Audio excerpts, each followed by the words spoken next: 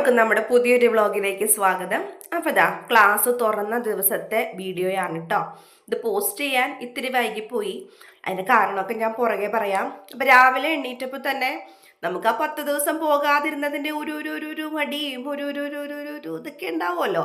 അപ്പം ഈ കണ്ണിൻ്റെ കുരുവിൻ്റെ ഇത് കാരണം രാവിലെ എണ്ണീറ്റ് മരുന്നൊക്കെ ഇട്ട ശേഷമാണ്, കുറച്ച് നേരം പ്രാർത്ഥനയൊക്കെ കഴിഞ്ഞ ശേഷമാണ് അടുക്കളയിലേക്ക് വന്നത്. ഓൾറെഡി ഇത്തിരി വെട്ടം വെച്ചിട്ടുണ്ടായിരുന്നു. അപ്പോൾ ഇതങ്ങനെ ബ്രേക്ക്ഫാസ്റ്റ് ഒക്കെ സിമ്പിളായിട്ട് ഉണ്ടാക്കിയാൽ മതി എന്നുള്ളൊരു പ്ലാനിങ് ഉള്ളത് കൊണ്ട് പിന്നെ ഞാൻ അത്രയ്ക്കങ്ങ് വെളുപ്പിനെ പോയില്ല. 1-2 ഷോർട്സ് ഒക്കെ എഡിറ്റ് ചെയ്യാനുണ്ടായതൊക്കെ എഡിറ്റൊക്കെ ചെയ്തു. പിന്നെ രാത്രി നമ്മൾ കണ്ണിൽ ഈ ഓയിൽമെൻറ്റ് പുരട്ടി കിടക്കുന്നത് കൊണ്ടേ നേരം വെളുക്കുമ്പോൾ കണ്ണങ്ങ് കുഴാന്നിരിക്കും. പിന്നെ അതൊക്കെ കഴുകി ഒന്ന് ക്ലീൻ ആക്കാൻ ഒരു 10-20 മിനിറ്റ് വേണം. നന്നായിട്ടൊന്ന് കഴുകി നല്ല തണുത്ത വെള്ളത്തിലൊക്കെ കഴുകി വരുമ്പോഴത്തേക്കും തന്നെ ഒരു ഇച്ചിരി നേരം പിടിക്കുന്നുണ്ട് എനിക്കിപ്പോൾ രാവിലെ. പിന്നെ ഈ ഐ ഡ്രോപ്സ് ഒക്കെ ഇട്ട് പ്രാർത്ഥനയും കാര്യങ്ങളൊക്കെ കഴിഞ്ഞ ശേഷമാണ് കിച്ചണിൽ വന്നത്. കണ്ടോ, അത്യാവശ്യം വെട്ടം വെച്ചിട്ടുണ്ട് കേട്ടോ. അപ്പം ഞാൻ എന്താ നേരെ ലൈറ്റൊക്കെ ഓഫ് ചെയ്ത് നമ്മുടെ അങ്കത്തട്ടിലേക്ക് നമ്മൾ യുദ്ധം തുടങ്ങാൻ വേണ്ടി കയറുകയാണ്. അപ്പം നമുക്ക് ഓൾറെഡി പ്ലാനൊക്കെ ഉണ്ട്, ഇന്നത് ചെയ്യണം ഇന്നത് ചെയ്യാം, ലഞ്ചിന് ഇങ്ങനെ എന്നൊക്കെ ഉണ്ട്. അപ്പോൾ തലേ ദിവസം അരി തീർന്നെന്ന് പറഞ്ഞിട്ട് ഏട്ടൻ അരി മേടിച്ചുകൊണ്ടെന്ന് വെച്ചിട്ടുണ്ട്. എനിക്കത് പൊക്കി ഇടാനായിട്ട് പറ്റില്ല. അപ്പോൾ ഏട്ടൻ എണ്ണീക്കുമ്പോൾ നമുക്ക് എടുത്ത് ഇടിയിക്കാമെന്ന് കരുതി അവിടെ വെച്ചതാണ്. രാത്രിയാണെങ്കിൽ ഞാൻ പറയാനോട്ട് മറന്നും പോയി. അപ്പം നിങ്ങളൊക്കെ എങ്ങനെയാണോ ചാക്ക് സഞ്ചിയൊക്കെ മേടിക്കുന്ന ആൾക്കാരുണ്ടോ? ചാക്ക് സഞ്ചി മീൻസ് അരി ചാക്കായിട്ട് മേടിക്കുന്നവരുണ്ട്. ഞങ്ങൾ ഇടക്ക് മേടിക്കും കേട്ടോ. കുറച്ചിടക്ക് നമ്മൾ റിച്ച് ആകുമല്ലോ. അപ്പം നമ്മളൊരു ചാക്ക് മേടിക്കും, വലിയ ചാക്ക് മേടിക്കും, അല്ലെങ്കിൽ അരച്ചാക്ക് മേടിക്കും, അല്ലെങ്കിൽ കുട്ടിച്ചാക്ക് മേടിക്കും, അല്ലെങ്കിൽ ഇതേപോലെ 5 കിലോ 10 കിലോ ഒക്കെ മേടിക്കും. നമ്മൾ മിഡിൽ ക്ലാസ്സുകാർ ഇങ്ങനെ അങ്ങനെയൊക്കെ അങ്ങ് ഓടി അങ്ങ് പോകുന്നേ. നമുക്ക് ആയുസ് തന്ന തമ്പുരാൻ, ആരോഗ്യം തന്ന തമ്പുരാൻ ഓരോ ദിവസവും നമ്മളിങ്ങനെ ജീവിച്ചു പോകാനുള്ളത് നമുക്ക് മുമ്പിലേക്ക് എത്തിച്ചേരും. അപ്പം ഞാൻ എന്താ രാവിലെ തന്നെ നമുക്കിങ്ങനെ ചില ദിവസങ്ങൾ നമുക്കിങ്ങനെ ഒരു നെഗറ്റിവിറ്റി ഫീൽ ചെയ്യുമല്ലോ. ഇന്നിങ്ങനെ അങ്ങ് പോകാണ്ട് പിടിച്ച് അങ്ങനെ ഒരു ദിവസമായിരുന്നു. പക്ഷെ എന്നാലും ഞാനങ്ങനെ ഗിവ് അപ്പ് ചെയ്യുന്ന ഒരാളല്ല. വിട്ടുകൊടുക്കാൻ സങ്കടം വരും എനിക്ക്, പക്ഷെ ഞാൻ അങ്ങനെ വിട്ടങ്ങ് കളയുന്നതല്ല. അയ്യോ അങ്ങനെയാണോ എന്ന് ഞാനങ്ങ് ചത്തുകൂത്തിയിരിക്കാം എന്ന് വിചാരിക്കുന്നതല്ല. മറ്റുള്ളവരെന്ത് വിചാരിക്കും എന്ന് കരുതി അങ്ങനെയുള്ളൊരു മൈൻഡല്ല. പക്ഷെ ഇന്ന് എനിക്കെന്തോ ഒരു രാവിലെ മുതലിങ്ങനെ മനസ്സിരുത്തി പ്രാർത്ഥിക്കാൻ ഇടയ്ക്ക് ഇവിടേക്ക് മനസ്സിങ്ങനെ ഡിസ്ട്രാക്റ്റഡ് ആയിട്ടൊക്കെ പോകുന്നുണ്ടായിരുന്നു. അപ്പോൾ തന്നെ ഇങ്ങനെ എനിക്കൊരു വല്ലാത്തൊരു ബുദ്ധിമുട്ട് തോന്നി. പക്ഷെ എന്നാലും ഞാൻ എൻ്റെ ജോലികളൊക്കെ ഞാൻ വേഗം ചെയ്തു. അപ്പോൾ രാവിലെ തന്നെ ഞാൻ ഉണ്ടായിരുന്ന കറിയും ചോറും ഒക്കെ ചൂടാക്കാനും തിളപ്പിച്ചടക്കാനായിട്ടും ഒക്കെ ഇതാ ഫ്രിഡ്ജിലേക്കെന്ന് ഗ്യാസിലേക്കൊക്കെ എടുത്ത് വെച്ചിട്ടുണ്ട്. അങ്ങനെ പതിവ് പോലെ ഞാൻ വെള്ളം നന്നായിട്ട് കുടിക്കുന്നുണ്ട്. വെള്ളം കുടി നന്നായിട്ടുണ്ട്. എന്നോട് എല്ലാവരും കമൻറ്റ് ബോക്സിൽ പറയേണ്ട, ജിഫി നന്നായിട്ട് വെള്ളം കുടിച്ചോളൂ, കുഞ്ഞിൻ്റെ ദേഹത്ത് അഴുക്കുണ്ടാവാതിരിക്കണമെങ്കിൽ വെള്ളം കുടിക്കണം എന്നൊക്കെ പറഞ്ഞ് വെള്ളം ഇഷ്ടംപോലെ കുടിക്കുന്നുണ്ട് കേട്ടോ. ശരിക്കും വെള്ളം കുടിക്കുമ്പോഴാണോ അഴുക്ക്, അതൊന്നും എനിക്കറിയില്ല. പക്ഷേ വെള്ളം കുടിക്കുന്നത് നല്ലതാണെന്ന് ഡോക്ടേഴ്സും പറഞ്ഞിട്ടുണ്ട്. ഇപ്പോൾ വീട്ടിലുള്ള കാരണവന്മാരാണെങ്കിലും ഒക്കെ പറയും വെള്ളം കുടിച്ചോളൂ എന്ന്. അപ്പോൾ നല്ലതാണല്ലോ, വെള്ളം കുടിക്കുന്നുണ്ട്. അപ്പോൾ ഇതാ ചിക്കൻ ഉണ്ട്. ചിക്കൻ ഐസ് വിടാൻ വേണ്ടിയിട്ടുള്ളൊരു ടിപ്പാണ് കേട്ടോ. പെട്ടെന്ന് ഐസ് വിടാൻ വേണ്ടി നമുക്ക് അതിലേക്ക് കുറച്ച് വെള്ളം ഒഴിച്ച ശേഷം ഉപ്പിട്ട് വയ്ക്കാം. ഉപ്പിലിട്ടല്ല, ഉപ്പിട്ട് വയ്ക്കാം. അപ്പോൾ പെട്ടെന്ന് നമുക്കിത് വിട്ട് കിട്ടും. അങ്ങനെ ഇതാ ഞാൻ മോട്ടർ ഓൺ ആക്കിയിട്ടുണ്ടായിരുന്നു. ടാങ്കൊക്കെ നിറഞ്ഞു. ഇങ്ങനെ നിറഞ്ഞു പോണ കാണുമ്പോൾ നമുക്ക് ഇനി കറണ്ട് പോയാലും കുഴപ്പമില്ല, വൈകുന്നേരം വരെ ഓടാനുള്ള വെള്ളം, അതായത് വീട്ടിലെ കാര്യങ്ങൾക്ക് ഉപയോഗിക്കാനുള്ള വെള്ളം എൻ്റെ ടാങ്കിലുണ്ടെന്നറിയാം. അപ്പോൾ എന്താ പറയുക, ഇതിലെ ലഞ്ചിൽ നമുക്ക് കൊണ്ടുപോകാനായിട്ട് എവർ ടൈം നമുക്ക് ഫേവറേറ്റ് ആയിട്ടുള്ള കോവയ്ക്ക ഫ്രൈ ആണ്. ഇപ്പോൾ ഈ ചിക്കനും ഈ കോവയ്ക്കയൊക്കെ കാണുമ്പോൾ തന്നെ നിങ്ങൾക്ക് മനസ്സിലായത് ആ ദിവസത്തെ വ്ളോഗ് അല്ലേ? അതെ കേട്ടോ, അന്നക്കുട്ടിയുടെ കാലിൽ ചെറിയൊരു ഇത് പറ്റി. അപ്പോൾ അത് ഞാൻ വഴിയേ പറയാം. അത്ര വലിയ കാര്യമായിട്ടൊന്നുമില്ല, പക്ഷെ എന്നാലും നമുക്ക് നമ്മുടെ കുഞ്ഞുങ്ങളുടെ ഒരു വിരലിൽ തുമ്പ് വരെ മുറിഞ്ഞാൽ നമുക്ക് സഹിക്കാൻ പറ്റില്ലല്ലോ. അപ്പോൾ അത് അങ്ങനെ ഒരു സങ്കടം വന്നൊരു ദിവസമായിരുന്നു. വേറെ കുഴപ്പമൊന്നുമില്ല. ഇപ്പോൾ അവളന്ന് തന്നെ ഓക്കെ കേട്ടോ. ഓക്കെ ആവാത്തത് ഞാനാണ്. അത് ഒരു അമ്മ മനസ്സിൻ്റെ ഒരു സങ്കടമാണ്. അപ്പോൾ കോവയ്ക്ക് ഞാൻ നന്നായിട്ട് കഴുകിയിട്ടാണ് കേട്ടോ എടുക്കുന്നത്. നമ്മൾ ബാക്കിയുള്ള പച്ചക്കറി പോലെ വെറുതെ അലമ്പി എടുത്തിട്ടൊന്നും കാര്യമില്ല. കോവയ്ക്ക കൈകൊണ്ട് തിരുമ്മി കഴുകണം. കാരണം അല്ലെങ്കിൽ അതിൻ്റെ ഒരുമാതിരി ഇലയൊക്കെ ഉണങ്ങി പൂവൊക്കെ ഉണങ്ങി ഇങ്ങനെ കറുപ്പ് കുത്തും പാണ്ടൊക്കെ ആയിട്ട് ഇങ്ങനെ ഇരിക്കും. അപ്പോൾ അതൊക്കെ ഒന്ന് ഉരച്ച് കഴുകിയില്ലെങ്കിൽ കറി വെക്കേണ്ട കൂടുതൽ ചിലപ്പോൾ അതൊക്കെ തിന്നേണ്ടി വരും. അപ്പോൾ അതൊക്കെ നന്നായിട്ടൊന്ന് കഴുകി എടുത്തിട്ടുണ്ട്. ചോറൊക്കെ തിളച്ച് അപ്പോഴാണ് ഞാൻ കഞ്ഞിവെള്ളം കമത്തി കളഞ്ഞില്ലല്ലോ എന്ന് ഓർത്തത്. അപ്പോൾ കഞ്ഞിവെള്ളം കമത്തി കളഞ്ഞു, അതൊക്കെ തേച്ച് കഴുകി ചോറൊക്കെ വാർത്ത് വെച്ചിട്ടുണ്ട്. ഇതിപ്പോൾ ഞാൻ സാധാരണ വീഡിയോ എടുത്ത് ഉച്ചയ്ക്ക് ശേഷമൊക്കെ ഇരുന്ന് എഡിറ്റ് ചെയ്ത് പിറ്റേ ദിവസം രാവിലെ വോയിസ് കൊടുത്ത് പിറ്റേ ദിവസം തന്നെ അപ്ലോഡ് ചെയ്യുന്നൊരു രീതിയാണ് എൻ്റേതുള്ളത്. ഇതിപ്പോൾ 3ാമത്തെ ദിവസമാണ്. കാരണം നമുക്ക് അത്രയും മനസ്സങ്ങ് ഡെഡായി പോയൊരു ദിവസമായിരുന്നു. ഇപ്പോൾ ഓക്കെയാണ്, ഞാൻ അതിൽ നിന്നൊക്കെ ഇങ്ങനെ ഓക്കെ ആയിട്ട് വന്നിട്ടുണ്ട്. അപ്പം ഞാൻ എന്താ കോവയ്ക്ക് ഫ്രൈ ചെയ്യാനുള്ളതൊക്കെ നന്നായിട്ട് അരിഞ്ഞെടുത്തിട്ടുണ്ട്. എൻ്റെ മക്കൾക്ക് ഏറ്റവും ഇഷ്ടമുള്ളത് എന്താണോ അത് ചെയ്ത് കൊടുക്കും ഞാൻ ക്ലാസ് തുറക്കുന്ന ദിവസം. കാരണം എന്ന് വെച്ചിട്ടുണ്ടെങ്കിൽ ഉണ്ടല്ലോ, ഇവർക്ക് ക്ലാസ് തുറന്നു കഴിയുമ്പോൾ പോകാനൊരു മടിയുണ്ടാവുമല്ലോ. ഒന്നാമത് അത്രയും ദിവസം ഓണത്തിന് പച്ചക്കറിയും അതും ഇതൊക്കെ നമ്മൾ കഴിക്കുന്നത്, സാമ്പാറും അവിയലും തോരനും ഒക്കെയാണ് കഴിക്കുന്നത്. അപ്പോൾ അത് മിക്കപ്പോഴും ഞാൻ പച്ചക്കറിയാണ് കൊടുത്തു വിടുന്ന സ്കൂളിൽ. അപ്പോൾ ഞാനിന്ന് നോണും കൂടി വെച്ചിട്ടുണ്ട്. അപ്പോൾ കോവയ്ക്കാണെങ്കിൽ അവർക്ക് ഇഷ്ടവുമാണ്. അപ്പോൾ ഇഷ്ടമുള്ള കറി കാണുമ്പോഴേക്കും സ്കൂളിൽ പോവാം, ഫ്രണ്ട്സിന് കൊടുക്കാം, വയറ് നിറച്ച് എനിക്ക് കഴിക്കാമെന്നുള്ളൊരു ചിന്ത വരുമ്പോൾ അവർക്ക് ആ സ്കൂളിൽ പോകാനുള്ള ഒരു കുഞ്ഞു മടി അങ്ങ് മാറിക്കിട്ടും. അപ്പോൾ ഇന്ന് അന്നമോളെ എനിക്ക് നമുക്ക് എന്നും ഞാൻ അവളെ കെട്ടിപ്പിടിക്കും, എന്നും അവൾ എന്നെ കെട്ടിപ്പിടിച്ച് ഉമ്മയൊക്കെ തരും. ഇപ്പം എനിക്ക് ഏറ്റവും വലിയ റിലീഫ്, ആരെന്നെ എന്തൊക്കെ പറഞ്ഞാലും ഒരു അമ്മ, ഒരു പെൺകുഞ്ഞ് വേണം ഒരമ്മയ്ക്ക്. അതൊരു ബ്ലെസ്സിങ് ആണ് കേട്ടോ. പെൺമക്കളൊക്കെ ശാപമായി കണ്ടിരുന്ന പണ്ടത്തെ ഒരു കാലമൊക്കെ ഉണ്ടായിരുന്നില്ലേ?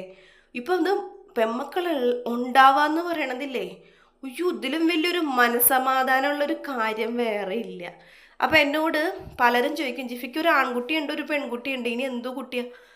ഒരാൺകുട്ടി തന്നെയാണോ? പെണ്ണാണെങ്കിൽ സന്തോഷമാണ് എനിക്ക്, ഇടം വലം നിൽക്കാൻ. ആണാണെങ്കിലും സന്തോഷമാണ്.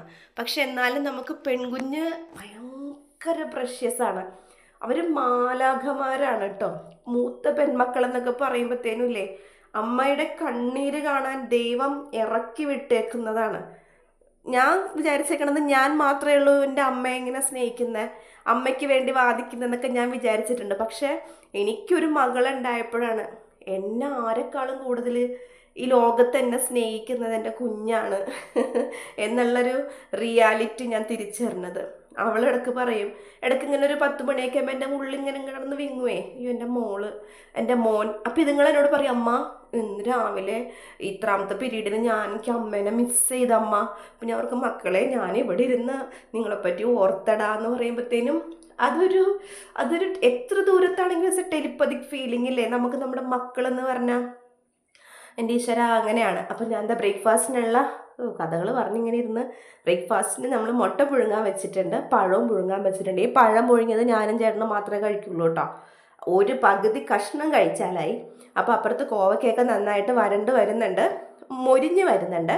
അപ്പോൾ ഞാനിവിടെ ബൂസ്റ്റിനുള്ള പാല്, ചായക്കുള്ള പാല് എല്ലാം കൂടി ഒരു പാത്രത്തിലാക്കി ഇനി നമുക്ക് അടുപ്പത്തേക്ക് വെക്കാം. അപ്പോൾ ഇതിൻ്റെ പരിപാടി അങ്ങ് കഴിയുമ്പോഴത്തേനും ചൂടോടുകൂടി ആ ബർണറിലേക്ക് നമുക്ക് ഈ പാല് വെക്കാമല്ലോ എന്ന് കരുതിയിട്ടാണ്. നിങ്ങൾക്ക് ഇപ്പോൾ ആൺമക്കളുള്ള അമ്മമാർ പറയില്ലേ, ഒരു പെൺകുഞ്ഞുണ്ടായിരുന്നെങ്കിലെന്ന്.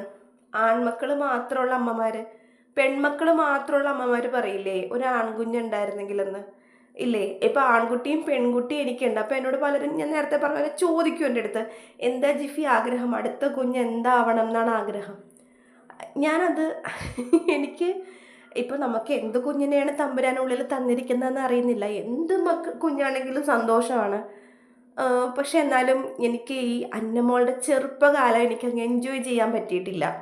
കാരണം പ്രായത്തിൻ്റേതായിട്ടുള്ള 23 വയസ്സ് 22 വയസ്സിലൊരു കുഞ്ഞിൻ്റെ അമ്മയായി എനിക്ക് അറിയില്ല, എനിക്കത് എങ്ങനെ പറഞ്ഞാൽ ശരിക്കും ഒരു പെൺകുഞ്ഞിനെ എക്സ്പെക്റ്റ് ചെയ്യുന്നുണ്ട് കേട്ടോ.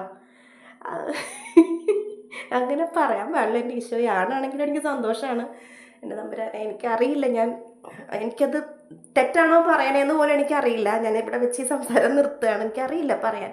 പൊട്ടെ. അപ്പോൾ അത് ഞാൻ ബ്രേക്ക്ഫാസ്റ്റിനുള്ള കാര്യങ്ങളൊക്കെ ഭയങ്കരമായിട്ട് ഞാൻ പുഴുങ്ങിയ പഴവും മുട്ടയൊക്കെ ആക്കി എടുത്തിട്ടുണ്ട്.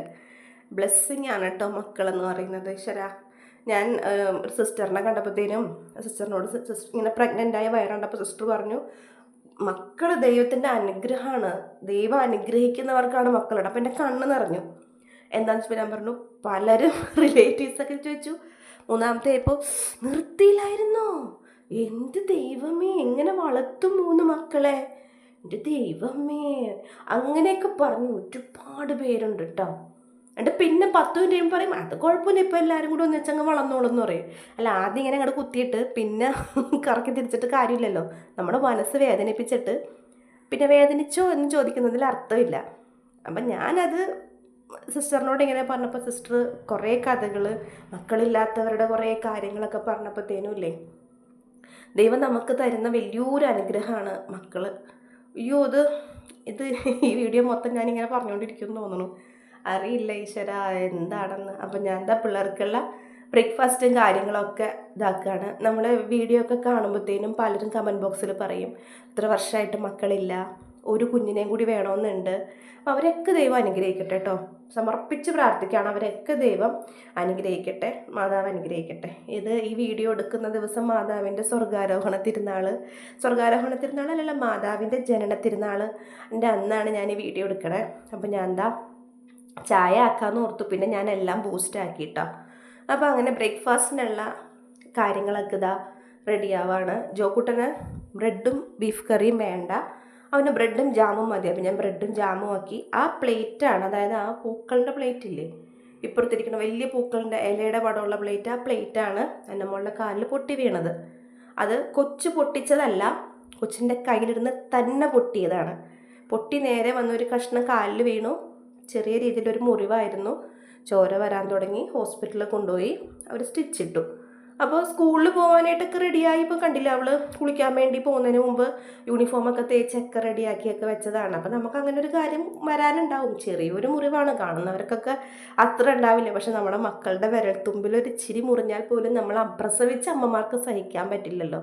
അപ്പം ഞാൻ ഒരു കൊച്ചു കഷ്ണം പഴം തിന്നു പൊന്നാന്ന് പറഞ്ഞ് പഴം പുഴുങ്ങിയത് വെച്ച് കൊടുത്തിട്ടുണ്ട്, മുറിച്ച് വെച്ച് കൊടുത്തിട്ടുണ്ട്. അതെങ്കിലും പഴം പുഴുങ്ങിയത് കഴിക്കട്ടെ എന്ന് ഓർത്തിട്ട്. പിന്നെ ഒരു ഇച്ചിരി കറിയും 2 കഷ്ണം ബ്രെഡുമാണ്.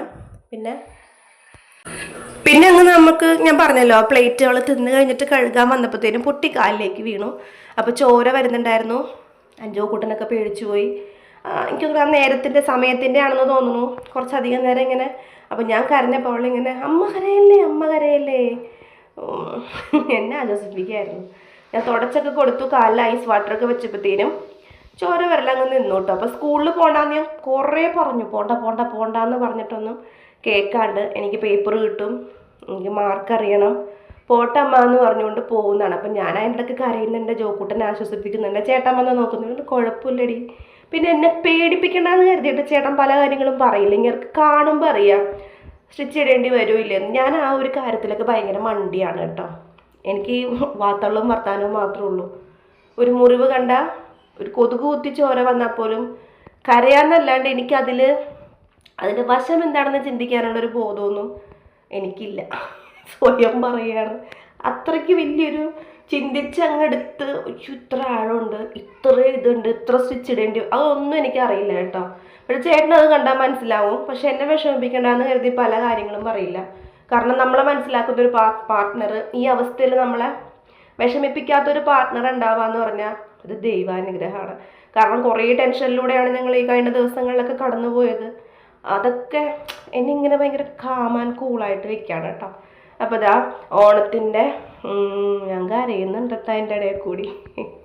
പോട്ടെ, ഇപ്പം അത് സെറ്റായിട്ട് ഇപ്പം ഞാൻ ഓക്കെ ആയി. നമുക്ക് പ്രാർത്ഥിക്കുമ്പോൾ നല്ല ശക്തിയും കാര്യങ്ങളൊക്കെ കിട്ടും.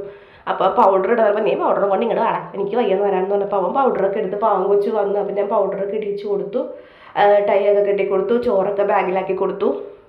അപ്പോൾ പപ്പയുടെ അടുത്ത് വീണപ്പോൾ തന്നെ ഞാൻ പറഞ്ഞില്ല, കാരണം വീണപ്പോൾ തന്നെ ആ മുറിവ് അത്ര ഉള്ളതാണെന്ന് എനിക്ക് തോന്നിയില്ല. ഈ ഒരു കുഞ്ഞ് ഇതുള്ളൂ, പക്ഷെ ഇച്ചിരി ആഴമുണ്ട് അതിന്.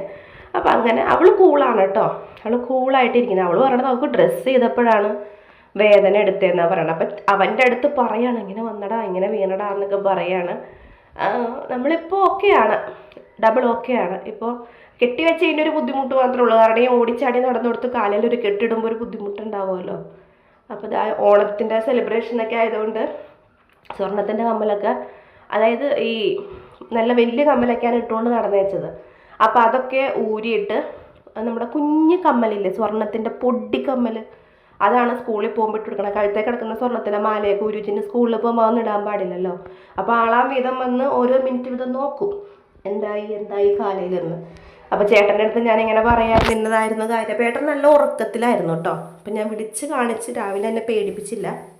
ഒന്നിച്ചിരി ഇതായപ്പോഴാണ് ഞാൻ പറഞ്ഞത് ഇങ്ങനെ കാല് മുറിഞ്ഞിട്ടുണ്ടെന്ന്. അപ്പം തന്നെ ചേട്ടന് മനസ്സിലായി. അപ്പം ഞാൻ കാലൊക്കെ ഇങ്ങനെ അവളെന്നെ ഇങ്ങനെ നോക്കുന്നുണ്ട് കേട്ടോ. അമ്മ കരയില്ലേ എന്നാണ് പറയണത്. അവൾ കൂളായിട്ടാണ് നടക്കുന്നത്. അങ്ങനെ സ്കൂളിൽ വിട്ടു. കുറേ ഞാൻ പറഞ്ഞു പോകണ്ട പൊന്ന, ഇന്ന് പോകണ്ടെന്ന് പറഞ്ഞിട്ട് കേൾക്കാണ്ടതാ പോയതാണ്. ഹോസ്പിറ്റലിൽ എത്തിയപ്പോഴത്തേനും അവർ പറഞ്ഞു ചെറുതായിട്ടൊന്ന് സ്റ്റിച്ച് ഇടാം, വേറെ കുഴപ്പമൊന്നുമില്ല, എക്സ്റേ എടുക്കേണ്ട ആവശ്യം അങ്ങനെയൊന്നും ഇല്ല എന്നാണ് അന്ന് പറഞ്ഞത്. അപ്പോൾ അങ്ങനെ 10 മണി 8:30 8:45 ഇവിടുന്ന് പോയ ടീംസ് ഒരു 10-10:30 ആയപ്പോഴത്തേനും ഹോസ്പിറ്റലിലൊക്കെ പോയിട്ട് തിരിച്ചു വന്നു. അപ്പോൾ ജോക്കുട്ടനെ വിട്ടില്ല, കാരണം ഈ ഹോസ്പിറ്റലിൽ പോയി ഡ്രസ്സ് ചെയ്തിട്ട് പോകാമെന്നുള്ളൊരു ഇതിലാണ് സ്കൂളിൽ ഇവർ ഇറങ്ങിയത്, വീട്ടിൽ നിന്ന് ഇവർ ഇറങ്ങിയത് സ്കൂളിലേക്ക് പോകാൻ. പക്ഷേ അപ്പോൾ സ്റ്റിച്ചിട്ടപ്പോഴത്തേനും പിന്നെ ഞാൻ പറഞ്ഞു ഒട്ടും വിടണ്ട, ഇങ്ങോട്ട് കൊണ്ടുവന്നോന്ന് പറഞ്ഞു. എനിക്ക് പേടി സ്കൂളിൽ പോയിട്ട് ഇനി വല്ല മണ്ണൊക്കെ ആയി നീര് വന്നാലോ എന്ന് ഓർത്ത്. അപ്പോൾ അവനാണെങ്കിൽ ഇന്നെ സ്നേഹമൊന്നുമില്ല, ഇവളുടെ കാല് പൊട്ടിയിട്ട് വീശി കൊടുക്കണു, തലോണി വെച്ച് കൊടുക്കുന്നു, ഉമ്മ കൊടുക്കുന്നു, ചോറെടുത്ത് കൊടുക്കുന്നു. അപ്പോൾ ഏകദേശം ഉച്ചയായപ്പോഴത്തേന് പിന്നെ എനിക്ക് കറിയും ചോറൊന്നും വെക്കാനൊരു മൂടുണ്ടായില്ല കേട്ടോ. ഉള്ള കറിയൊക്കെ കൊണ്ടുതന്നെ ഇച്ചിരി ധൈര്യമൊക്കെ ഉണ്ടായിരുന്നതൊക്കെ കൊണ്ട് തന്നെ ഞങ്ങൾ അങ്ങനെ തട്ടിക്കൂട്ടി സ്കൂളിൽ കെട്ടിക്കൊണ്ടുപോയി ലഞ്ച് ബോക്സ് ഞാനും എൻ്റെ മക്കളും കൂടി ഇരുന്ന് കഴിക്കാം. പിന്നെ ഇപ്പോൾ അവൾ ഡബിളൊക്കെയാണ്, കുഴപ്പമൊന്നുമില്ല, അതൊക്കെ മാറി ആൾ സെറ്റായി. അപ്പോൾ ഇതൊക്കെയാണ് ഇന്നത്തെ രാവിലത്തെ വിശേഷങ്ങൾ. പിന്നെ ഞാൻ ഇന്ന് ഫുൾ ഡേ വ്ളോഗ് എടുക്കണമെന്ന് കരുതിയതാണ്. പിന്നെ നമ്മുടെ മനസ്സങ്ങോട്ട് പോയി. പിന്നെ ഉച്ചയ്ക്ക് കഴിഞ്ഞപ്പോഴാണ് ഒന്ന് നോർമലായത്. അപ്പോൾ ഇന്നത്തെ വിശേഷങ്ങൾ ഇത്രയേ ഉള്ളൂ. ചാനൽ ആദ്യമായിട്ട് കാണുന്ന ആരെങ്കിലും ഉണ്ടെങ്കിൽ ലൈക്ക് ചെയ്യാനും ഷെയർ ചെയ്യാനും സബ്സ്ക്രൈബ് ചെയ്യാനും മറക്കരുത്. ആ ബെൽ ബട്ടൺ ഒന്ന് പ്രസ് ചെയ്തോളൂ കേട്ടോ. അപ്പോൾ ടാറ്റാ.